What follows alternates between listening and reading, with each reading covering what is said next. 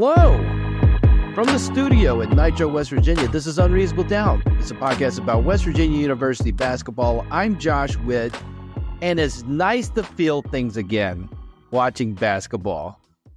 I'm screaming at the TV, good things and bad things. I'm standing again during the game. No pacing tonight, but I know that's coming. Just at a base level to be engaged at, and I think that's going to be the case all season. It's just not great for my physical health and my life expectancy. But as far as being a basketball fan, that's where I want to be when I'm watching the Mountaineers. It's weird, but you understand what I'm saying. And West Virginia grinded out a win tonight against a frisky UMass team. And it was tight early. That 17-point lead at halftime didn't feel like a 17-point lead. They finished the first half on an 8-0 run, and it went from 9 to 17. And then the second half was a grind. West Virginia went ice cold, some rough turnovers. Frank Martin threw a zone at him. Frank Martin threw a press at him. West Virginia didn't handle either of those defenses very well.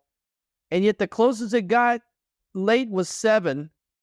And a meaningless 3 gives us the final score of 75-69. But West Virginia wins, and I hope you're sitting down because West Virginia won their first game, and then West Virginia won tonight. So that's, by my math, that's 2 wins in a row. And that's the first time WVU basketball has accomplished that in 20 months. So just soak that in. Don't take for granted 2 wins in a row. We're here. It's a new era. We win back-to-back games, we being WVU. And you watch this game, obviously a tale of two halves, but there's so many guys to be excited about, again, with the win. Tucker DeVries finishes with 17, and you're watching it, and I looked at the box score and saw 17. I was like, how did he get to 17? Not that he was invisible this game. He looked guarded, is what I would say. Almost looked slow at times as far as getting to his spots, his flow within the offense. Didn't look slow defensively. Thought he was very active, taking some calculated risks, trying to get some steals. Offensively, he was covered. He only took 7 shots in the game. He had 5 turnovers, but he made 3 threes, including a big one.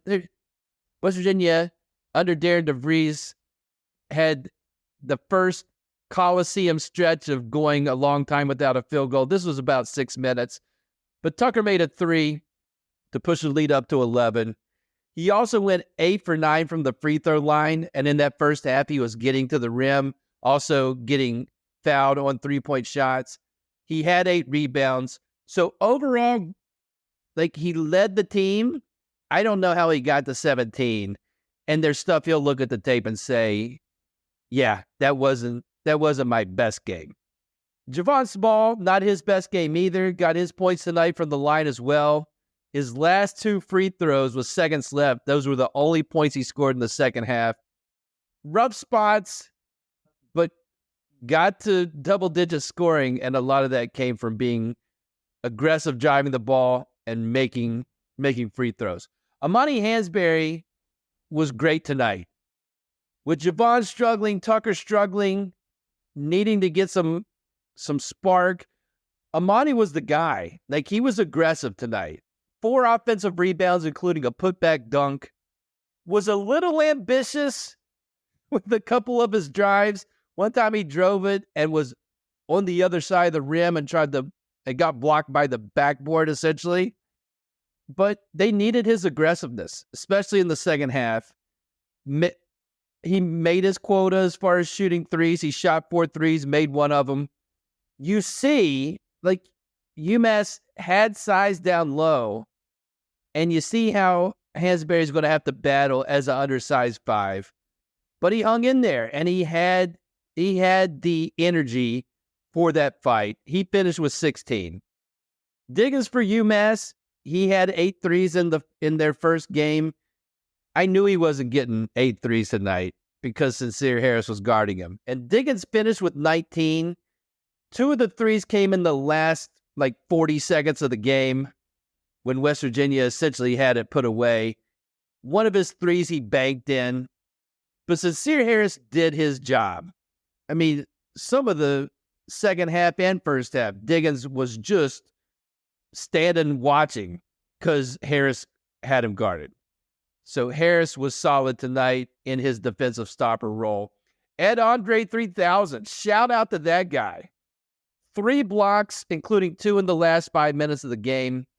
Made some good passes. That nice pass on a set play to Javon Small that ended up getting blocked. Tried to go coast to coast one time, which is wild to see Ed Andre in space. He tried to do that Euro step thing. It didn't go in. So that was definitely chaotic, but in a fun way. I just big on Ed Andre. He's capable of providing the Mountaineers with good minutes, and I think he helped tonight in contributing to a win. And once again, the freshman, not a fluke. That first game where they both scored in double digits, and Jonathan Powell comes back against UMass, scores 10 points in the first half, just ready to shoot. His first one, hit it's like he threw it off the broadside of a barn and on his first shot. It doesn't faze him. He's just ready to shoot. And so he had all 10 in the first half. KJ Tenner is mixing it up, getting into the lane. I think he had a couple of floaters tonight. Tough drives on basket. Game defensively, he got picked on a little bit in the second half.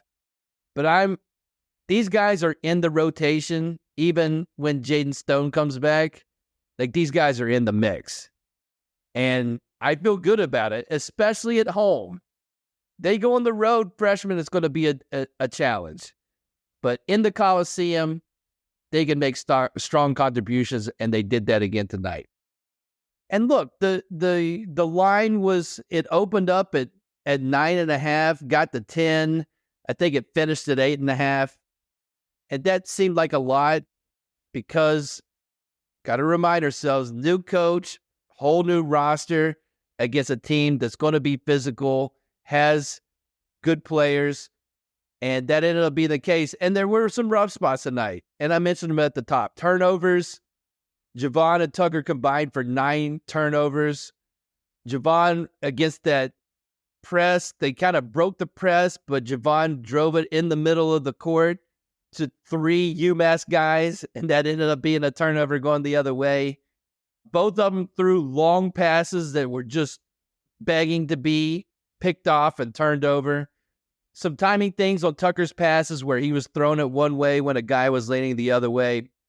And one of my notes in the second half, these are the 2 leaders. And I think I made the note during that 6-minute stretch without a field goal. It's where are Javon and Tucker? And there's no cause and effect here, but right after I wrote that note, Tucker made that 3 that I mentioned for West Virginia to go up 11 and break that field goal drought. So it's tough to see UMass chipping away and the ball's ending up with the freshman. Amani's trying to make something happen. So that was rough. But the flip side is that West Virginia won despite both of those guys struggling in the second half. And they struggled against that zone. It looked to be a 1-3-1. But the biggest rough spot was the press break. I mean, it just no problem getting the ball in bounds. They made that part look easy. And then everything else looked like hair on fire. Just, there didn't seem to be a plan. Some bad turnovers, some helter-skelter plays that were bailed out by UMass fouls. I think we've got veteran guys who can make smart plays and play controlled. It did not look like that tonight. Something that now they have on film for themselves, and then other teams might take advantage of that as we go through the rest of the schedule. But the positives, as far as a team, I'm standing up in my living room. The effort on both sides of the floor is great, especially on defense. West Virginia won this game tonight on the defensive end. This team plays hard. You got guys diving on the floor. The defense is aggressive. They're fighting over screens. West Virginia is switching stuff, and you've got a guard on a 6'10", 6'11" guy, and they're working. They're fronting. You just see the effort going into what's going on the floor. And Coach DeVries, he's animated on the sidelines. He's pumped up. I love the energy of this team. It's dumb. It's kind of a basic thing to say the team plays hard. And I'm not saying that previous teams didn't. I just like that early on. I like the effort on both sides. West Virginia got 12 offensive rebounds tonight. Awesome. They out-rebounded UMass by 2. They had 12 steals. Awesome. They outscored, UMass 8 in their first game off of points off turnovers. They had 33 in their opener. West Virginia held them to 14 tonight. They got 22 of their own in points off of turnovers. And when West Virginia had some of these bad turnovers, they actually did pretty good in their transition defense. Stuff where it's like, oh no, UMass has numbers, and they wouldn't score. 2 or 3 Mountaineers flying to go for a block or interrupt the play speaks to the effort. And yeah, you got to clean up the turnovers, but their effort on trying to get back on those mistakes was awesome.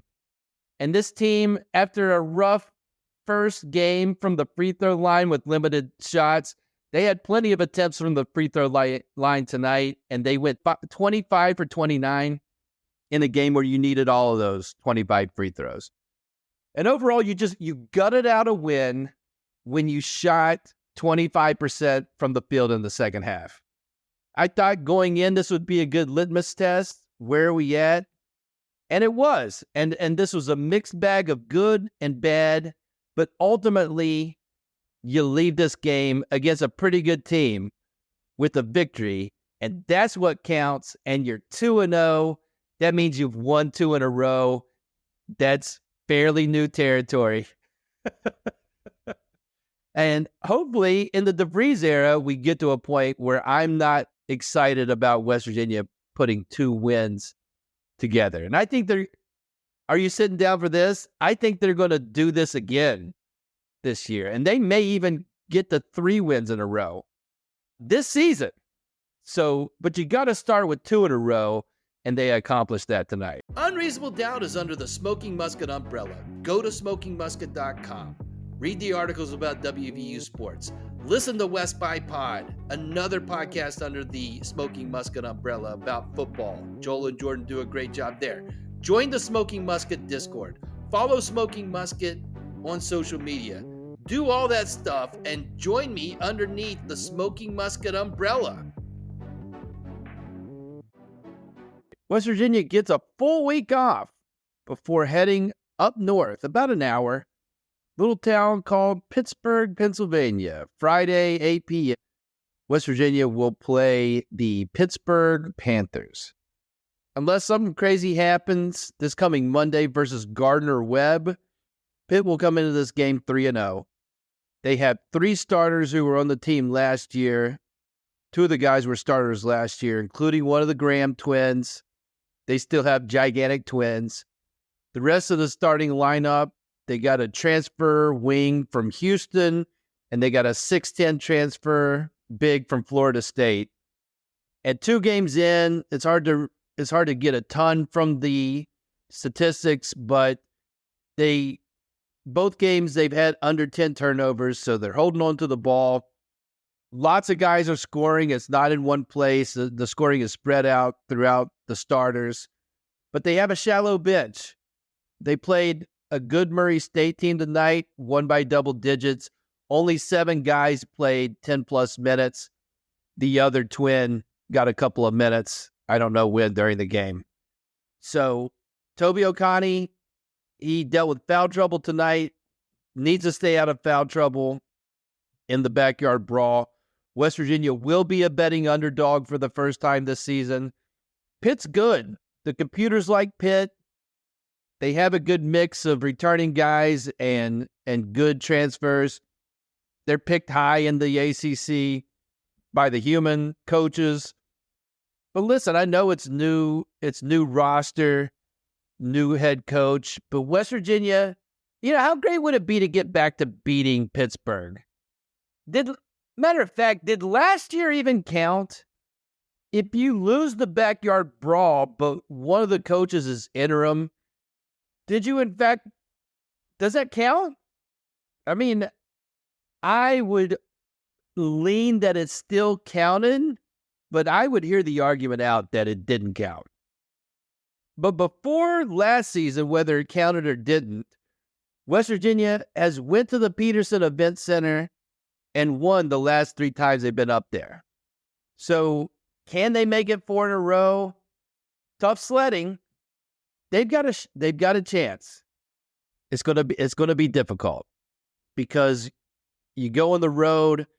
Can you lean on freshmen in a road environment, in a rivalry game? They don't know it's a rivalry. None of these guys have been a part of it, but it's gonna feel inside that building like a rivalry. Can the bench for West Virginia, can Powell, can Tenner step up away from home as freshmen? It's a tough ask, but it'll be fun. And I think this will be the first pacing game. I expect me personally to be pacing in my living room, watching the game. And let's talk about where to catch this game. The easy way to explain it is the games on ESPN+. If you've watched the first 2 West Virginia games, the game against Pittsburgh, you'll just flip on ESPN+, however you consume ESPN+, that's where you watch this game. But when you see it in the ESPN app, yeah, it says ESPN+, but it also says something else that's a little confusing. Remember, this happened, I remember, because West Virginia had a bunch of games on ESPN+, but when you look in the ESPN app, it didn't just say ESPN+. It said, I think it was like Big 12 Now, the Big 12 Now network, which was just ESPN+, with more words, right? The ACC, they have a network. Old fancy pants ACC, they have the ACC Network, which is basically ESPN, under the ESPN umbrella. And some cable packages have the ACC Network. YouTube TV has the ACC Network. I can attest to that. And if I flip on the ACC Network next Friday, I'm not going to see the backyard brawl. They're going to have Florida State at 6 p.m. Totally get why you'd have that. West Virginia and Pittsburgh are playing at 8, so that could be on the ACC Network. Instead, ACC Network's going to have North Carolina, a fierce rivalry between North Carolina and American University. And yeah, North Carolina, they're really good. It's North Carolina. The storied history of North Carolina versus American University, it's hard to pass up for Pitt WVU. But they did. That's their prerogative. So Pitt WVU gets sent to ESPN+, as I mentioned earlier. But when you look in the app, it's got extra words. Similar to the Big 12 Now, but what the ACC version of what they put on ESPN+, it's ACC Network Extra. You know how you like the ACC Network? Well, sometimes you want extra of that, thus ACC Network Extra, which is where this game will be played, but it's not going to be played there because it's just going to be on ESPN+. So just like Big 12 Now is not a thing because obviously it's just ESPN+, when you put a game on ESPN+, that's what it's on. It is, what I'm saying is the game next Friday will not be on ACC Network Extra because that's not a thing. What is a thing is ESPN+, and that's how you check it out. All right? Just wanted to clear that up for you. That's it for this episode of Unreasonable Doubt. Listen on all the platforms, or just pick one: Apple Podcasts, Spotify Podcasts, Amazon Podcasts, Overcast Podcasts. YouTube. Until next time, I'm Josh Witt. WVU for the 2024-2025 season, they have 2 wins that they won consecutively, and they have 0 losses.